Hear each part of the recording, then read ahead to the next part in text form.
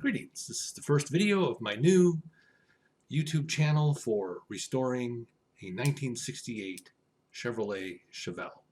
I've always wanted to restore a vehicle, and I've been looking at the market for a long time, and I finally got my chance. My biggest question today is, can it be done? There's a lot of questions I have. The car's in rough shape. It's spent some time in the field. I've got some pictures coming and some videos. We'll walk around it. But the big question is, can it be done? So before I get too far down the road, I want to talk for a minute about the project. You know, I've been looking at cars for a while, and of course, everybody loves Chevelles. And I've looked at a bunch of different cars. I wanted a 1973 Chevy Malibu because I had a four-door in high school, and I always thought it'd be fun to have a two-door and, you know, make my first car a cool car. But I also had a chance to buy a Chevelle with cowl induction when I was in high school. And of course, my parents were like, no, we're not letting you buy a stupid car like that. And I've wanted one ever since. So I have my opportunity now. And it's funny, when I went to look at this car, I initially said, no, I'm not gonna. There's too much to do. There's too much work. It's too far gone, blah, blah, blah. And then I was gonna go to another car and look at a 280ZX, and it was totally clean. And I felt kind of almost like a sense of loss, like, oh, well, I won't get to do that. So when the guy texted me back after I walked away and offered to throw in an engine and a transmission and some other parts, because it's a roller right now, the car has nothing in it, I said, well, maybe that is something I want to do. So I made him an offer, and I put it on a trailer.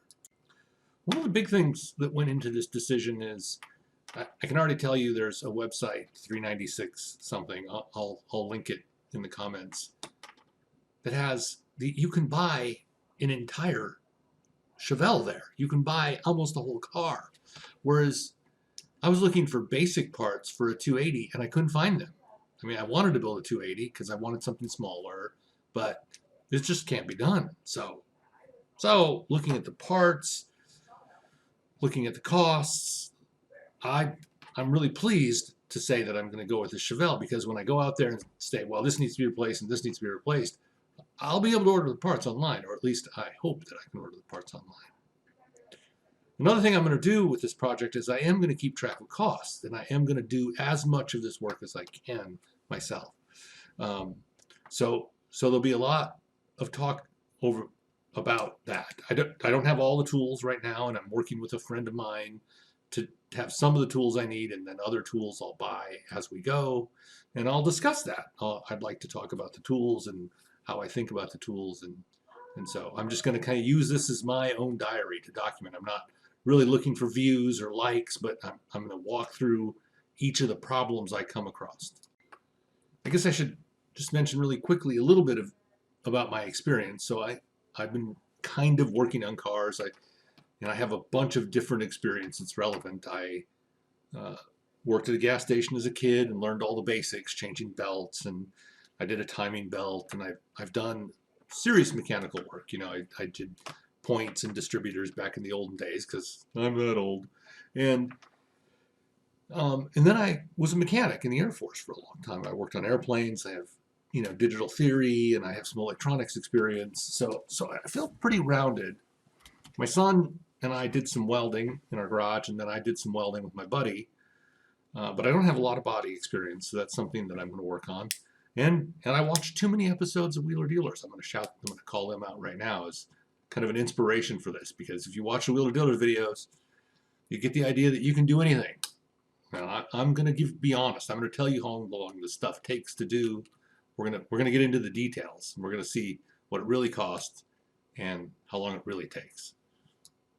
So this is just an initial video of me getting used to the idea of making a YouTube video and kind of talking about it. So we've looked at the car and kind of taken a real superficial look. There's going to be some greater detailed looks here coming up. The next steps for me are, I'm going to discuss the vision of what I have in mind and where I want to go with this car for a minute, because there's a lot of options. And one of the things you learn from watching the car shows is, you know, they start out with a drawing, they start out with a picture, they have an idea of where they're going. So I'm going to talk about my vision and where I want to go with this car.